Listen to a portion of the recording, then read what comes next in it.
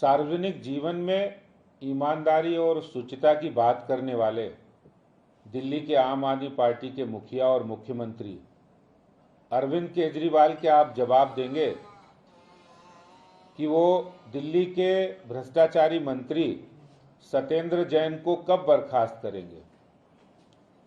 ऐसी कौन सी मजबूरी है कि वो अब भी सत्येंद्र जैन को मंत्रिमंडल में बिना पोर्टफोलियो के रखे हैं?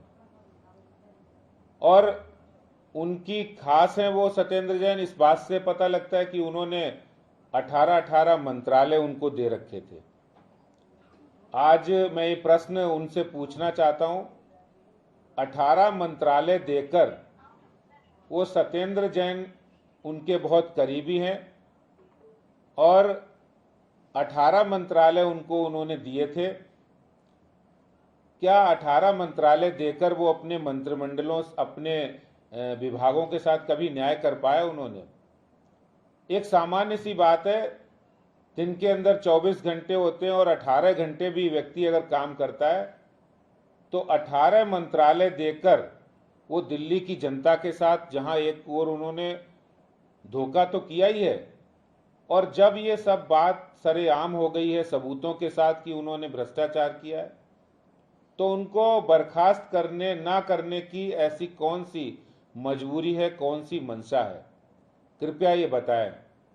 क्योंकि केजरीवाल जी तो वही हैं जो कहते थे एक वीडियो आ जाएगा और हम वीडियो के आधार पे ही तुरंत भ्रष्टाचार के खिलाफ डिसीजन ले लेंगे, और उन्होंने ऐसे दिखावे के लिए कुछ काम किए भी हैं। दिल्ली में भी अपने एक मंत्री के ऊपर घड़ियालू आंसू बहाकर उनको बर्खास्त किया था, पंजाब में भी किया था। तो क्या सिर्फ ये मुखौटा था, सिर्फ चाल थी अपने आप को ईमानदार साबित करने की? जबकि एक बड़ा मामला इनके खास मंत्री सत्येंद्र जैन के ऊपर आया है, जब भ्रष्टाचार के सारे सबूत मिले हैं। 16 करोड़ 39 लाख रुपए की बात भी सबके सामने आई है, काले धन की बात भी सबके सामने आई है, बेनामी प्रॉपर्टी की भी बात उन्होंने कबूल की है, स्वयं इनकम टैक्स की रिटर्न में भी उन्होंने ये बात की है। और इसके साथ साथ जब उनके करीबियों के ऊपर छापे पड़ते हैं तो उनके पास भी तमाम अवैध संपत्ति, कैश और गोल्ड मिलता है। बावजूद उसके दिल्ली के मुख्यमंत्री लगातार बेशर्मी ओढ़कर वो दिल्ली के अपने खास सहयोगी को मंत्रिमंडल से अभी तक बर्खास्त नहीं कर पाए हैं। मैं कहता हूं आप ईमानदार हैं, आप पाक साफ हैं, आपने कोई भ्रष्टाचार नहीं किया है, तो ठीक है, कानून को अपना काम करने दीजिए, आप उनको बर्खास्त करिए, अपनी ईमानदारी का सबूत दीजिए। क्यों बर्खास्त नहीं कर रहे हैं? और मैं केजरीवाल जी से ये भी पूछना चाहता हूं कि केजरीवाल जी, आप पूरे देश के अंदर जिस ईमानदारी की बात करते हैं, दिल्ली में तो आपने भ्रष्टाचार की इंतहा कर दी। और मैं समझता हूं एक कोई सामान्य व्यक्ति, अगर कोई सामान्य बुद्धि वाला व्यक्ति, वो भी समझ जाएगा कि आप सत्येंद्र जैन को क्यों नहीं बर्खास्त कर रहे। क्योंकि सत्येंद्र जैन के थ्रू सारा माल आपके पास आता है, सारा भ्रष्टाचार का पैसा सत्येंद्र जैन के थ्रू आता था, और सत्येंद्र जैन के पास जो जो मंत्रालय थे वो वही मंत्रालय थे जहां पर भ्रष्टाचार हुआ है। और इसलिए आपको सत्येंद्र जैन को तुरंत बर्खास्त करना चाहिए। देर सवेर आपके ऊपर भी बात आने वाली है, क्योंकि जिस तरह से दिल्ली के उप मुख्यमंत्री अपनी घबराहट दिखा रहे थे, उससे साफ लगता है कि दिल्ली के अंदर जो सरकार है, दिल्ली के मुख्यमंत्री है, भारत के अब तक सबसे भ्रष्ट मुख्यमंत्रियों में से एक निकलेंगे।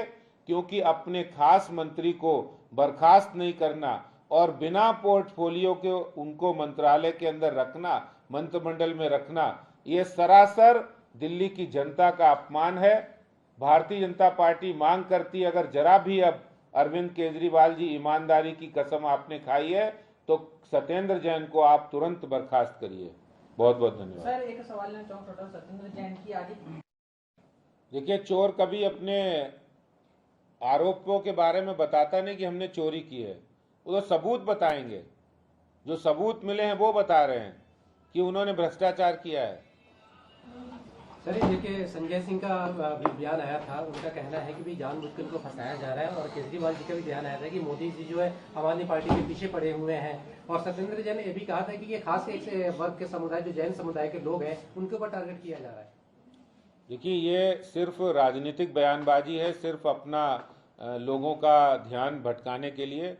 नहीं तो ये जितनी भी जांच एजेंसी है, कोर्ट है, आप संविधान में विश्वास नहीं रख रहे, कोर्ट ने उनके खिलाफ ये एक्सटेंड किया है।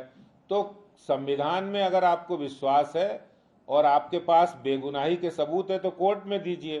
बीजेपी ने जो 16 करोड़ 39 लाख की बात कही है, वो पहले जो सत्येंद्र जैन की जांच चल रही, जिसमें खुद सत्येंद्र जैन ने स्वीकार किया है कि 16 करोड़ 39 लाख रुपए हमने बेनामी संपत्ति और कैश, ये पैसा जाहिर हुआ है हवाला कंपनियों के माध्यम से। जिन कंपनियों, जो शेल कंपनी थी, जो सिर्फ हवाला कारोबार में अवैध धन के लेन देन के लिए बनाई गई थी, जिसका संचालन स्वयं सत्येंद्र जैन और उनका परिवार कर रहा था, और जो उनके करीबी लोगों की ओर जो छापेमारी हुई है उसमें जो कैश पकड़ा गया अभी 2 दिन पहले, और जो सोने के बिस्किट और सिक्के पकड़े गए, वो सबके सामने ईडी ने किए हैं।